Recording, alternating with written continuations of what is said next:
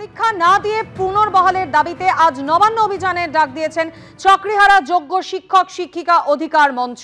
হাওড়া স্টেশনের সামনে জড়ো হয়ে নবান্নের দিকে মিছিল করে যাওয়ার কর্মসূচি রয়েছে তাদের।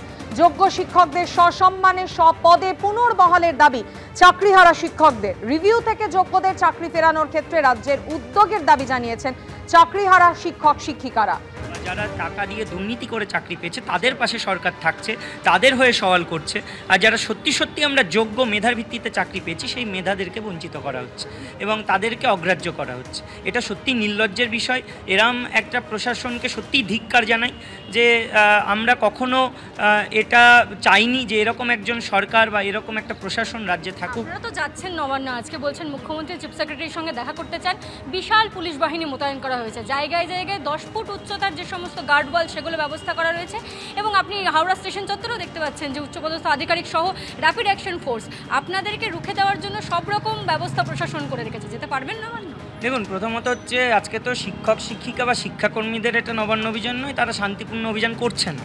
এটা আসলে জঙ্গিরা এখানে একত্রিত হয়েছে এবং সন্ত্রাসবাদী হামলা করতে যাচ্ছে।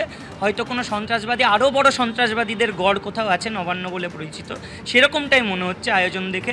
যাই হোক, আজকে শুনলাম জলকামানের ব্যবস্থা রাখা হয়েছে, তো সেই জায়গায় আমি তো ব্যক্তিগতভাবে ভেবেছিলাম যে স্নান করে আসবো না, কারণ এত বড় ব্যবস্থা স্নান করানোর জন্য। চাইবো খাবার হিসেবেও যেন আমাদের লাঞ্চে ওই যোগ্য অযোগ্য তালিকা এবং সাথে যেন ওএমআরগুলো দেওয়া হয় এবং পুনর্বহালের ব্যবস্থা করা হয়। নবান্ন যাওয়ার সবকটি রাস্তা অবরুদ্ধ।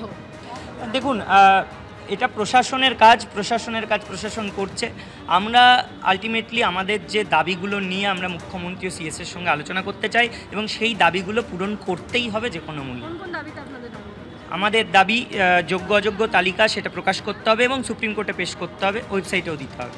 সাথে 22 লক্ষ ওএমআর, সেটা হাইকোর্টের ডিভিশন বেঞ্চ বলেছিল পাবলিশ করে দিতে, সেটা এতদিনেও করা হয়নি। সেটা সর্বসমক্ষে দেওয়া হোক এবং তার ভিত্তিতে রিপ্যানেল যাতে করা যায় ওই ওএমআরের ভিত্তিতে, তার জন্য দাবি যেন সুপ্রিম কোর্টে রাখা হয় এবং আলটিমেটলি সুপ্রিম কোর্টে যত তথ্য সুপ্রিম কোর্ট চাইবে সেগ্রিগেশনের জন্য, রিপ্যানেলের জন্য, যাতে পুনর্বহাল করা যায়, যেখানে গিয়ে এই যে যোগ্য আর অযোগ্য কারা দুর্নীতি করেছে কারা দুর্নীতি করেনি সেটা এক প্রকার পরিষ্কার। সুপ্রিম কোর্টের রায়ও পরিষ্কার, সুপ্রিম কোর্ট নিজেও মেনে নিচ্ছে এরা দুর্নীতি করেছে, এরা করেনি। তাই জন্য তাদেরকেই, তারা যেমনটা বলছেন যে পরীক্ষা না দিয়ে পুনর্বহাল করতে হবে তাদেরকে সপদে সবেতনে। আমি আরেকবার সন্দীপের ছবিটা দেখাতে বলবো, যেখানে দেখা যাচ্ছে বিশাল পুলিশ বাহিনী।